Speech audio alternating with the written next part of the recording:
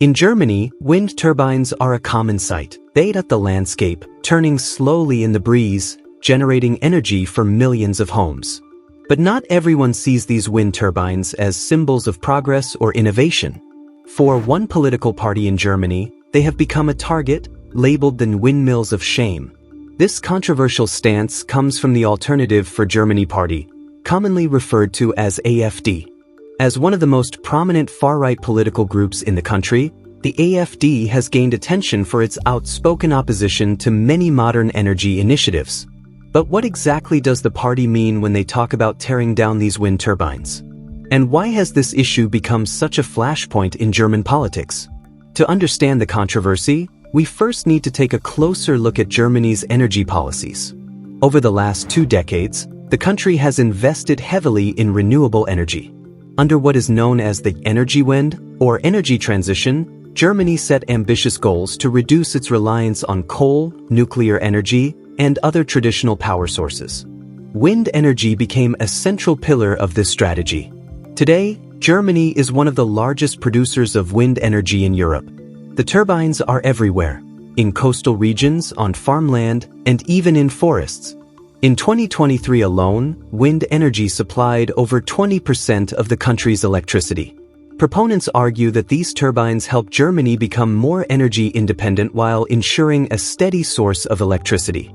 However, the rapid expansion of wind farms has also faced significant pushback. Critics cite concerns about the environmental impact of wind farms, including their effect on local wildlife and ecosystems. Others argue that the turbines have transformed Germany's rural landscapes, making once pristine areas feel industrial and crowded. And this is where the AfD comes in. The Alternative for Germany party has seized on these concerns.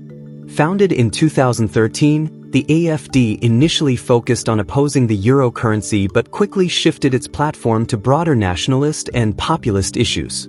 The party now actively campaigns against Germany's renewable energy policies, claiming they are expensive, inefficient, and harmful to both communities and the economy.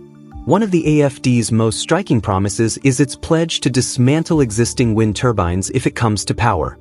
Party officials describe the turbines as an eyesore, a drain on financial resources, and a threat to the countryside.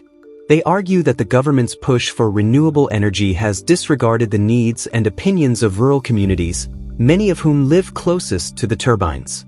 One of the key arguments made by the AfD is that wind turbines disrupt local life. Residents living near wind farms have voiced complaints about noise from the turbines, which some describe as a persistent low-frequency hum. Others point to the shadow flicker effect, caused when sunlight passes through the spinning blades, creating a strobe-like visual disturbance in nearby homes. There are also financial concerns. The construction and maintenance of wind farms requires significant investment, and critics claim that the costs are passed down to taxpayers and consumers through higher energy prices. The AfD has accused the German government of wasting billions of euros on subsidies for renewable energy, money they say could be better spent on infrastructure, healthcare, or supporting struggling industries.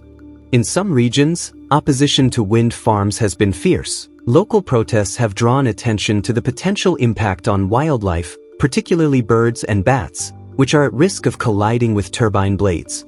Forested areas cleared to make way for turbines have also sparked outrage among environmentalists. Ironically, while the AfD does not typically align itself with environmental groups, both have found common ground in opposing certain wind energy projects. The party has also highlighted what it calls the cultural impact of wind turbines. AfD politicians argue that the tall, mechanical structures clash with the traditional charm of Germany's rural villages and historic landscapes. For some, this framing taps into a deeper sense of nostalgia, appealing to voters who feel alienated by rapid modernization. But what does the AfD propose as an alternative? The party's energy platform is vague in some areas but generally favors a return to more conventional energy sources, including coal and natural gas. This is where their policies have drawn the most criticism. Germany has already committed to phasing out coal by 2038, and many power plants have already shut down. A reversal of this policy would not only require significant investment but could also strain Germany's commitments to international agreements. Within Germany's political landscape, the AfD's stance on wind energy has sparked heated debates. Supporters of renewable energy accuse the party of exploiting public dissatisfaction for political gain, while critics of wind farms see the AfD as one of the few groups willing to voice their concerns.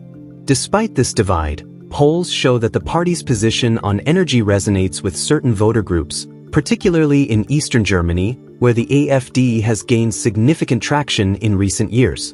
In several state elections in 2024, the AfD achieved record-breaking results, becoming the second or even the largest party in certain regions. These victories have emboldened the party to push its agenda more forcefully, including its opposition to wind energy. Critics worry that if the AfD gains more power, its plans to dismantle wind turbines could derail Germany's energy policies and set back years of progress. But could the AfD's promise to tear down wind turbines really happen? Experts are divided. Dismantling turbines is not a simple process.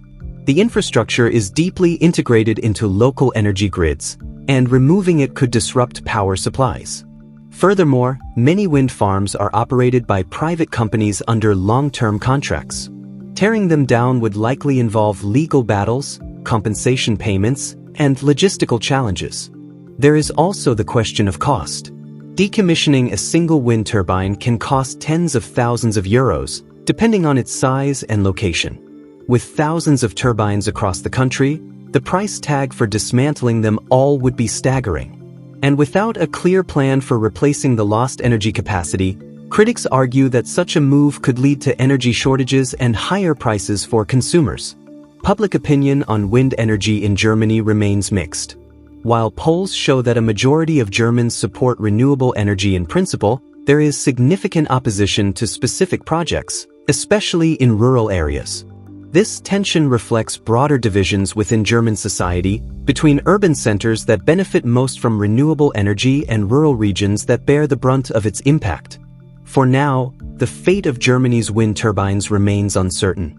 The AfD's promises to tear them down may resonate with their base, but implementing such a plan would be far more complicated. It raises fundamental questions about how societies balance progress with tradition and how countries navigate the complex path toward energy independence.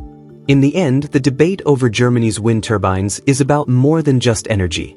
It's a debate about identity, priorities, and the future direction of a country at the crossroads of tradition and transformation.